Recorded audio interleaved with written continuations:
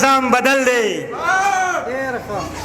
د دې خار نظام بدل دی په دې خار کې که اوسېږي دې بازار کې که اوسېږي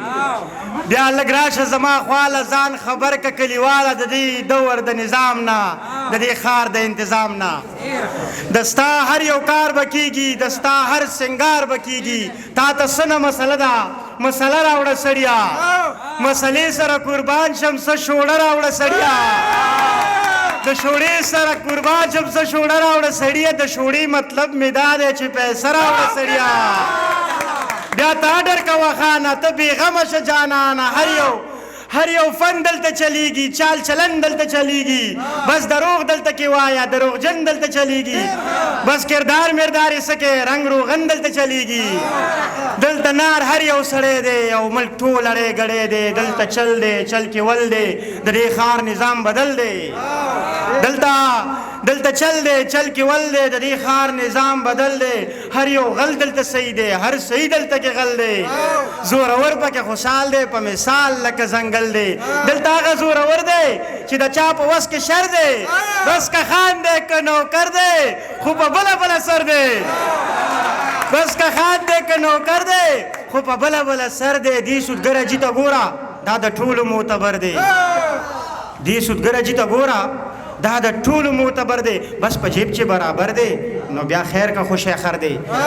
بیا یې چا ته حاجت نشته دا په خپله غټ افسر دی غوږ شه بلې تماشې ته اوس راځو خپلې کیسې ته ته که ژوند تېرول غواړي ځان په خلکو منل غواړي نو بیا غوږ شه کلیواله نو بیا غوږ شه کلیواله ځان خبر کله اخواله سپین موټر ځان له پیدا کا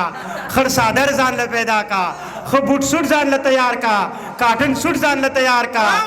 څه وړوکی روزګار جوړ کا څه وړوکی بېګار جوړ کا ښه ښایسته تسبیح پیدا کا بس لږ ډېر اعتبار جوړ کا بیا مزې کوه حاجي شوې تش په توره جنتي شوې بیا مزې کوه حاجي شوې تش په توره جنتي شوې چې سوی هغه به کېږي هم ملا شوې هم قاضي شوې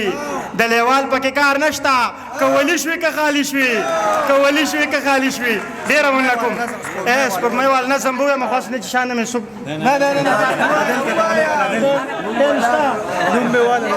ښځه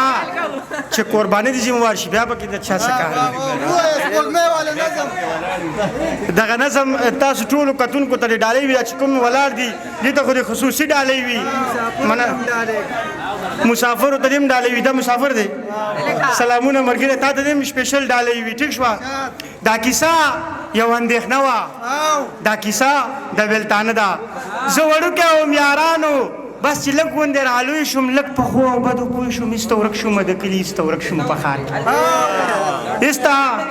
ورک شوم د کلي ایسته ورک شوم په ښار کې د دې ښار په ښکلاګانو د دې ښار په رڼاګانو زړه مې بیلو ځان مې بیلو د دې ښار په خنداګانو زه په دې جهان کې نه وم چېرته ومه بل جهان کې داسې ورک ومه په ځان کې لکه ومه په اسمان کې څه مو خپل عمل ښه نه و او څه لږې شان پیسې وي څه مو خپل عمل ښه نه و او څه لږې شان پیسې وي څه مو خپل زړه کې مستي وه څه وړې وړې نشې وي وایي څه ژرنده وه خرابه څه دانې ورته لمدې څه مو خپل نصیب خراب و څه د وخت دا تجربې وي څه یادونه د سپوږمۍ وو څه مو نورې مسلې وي څه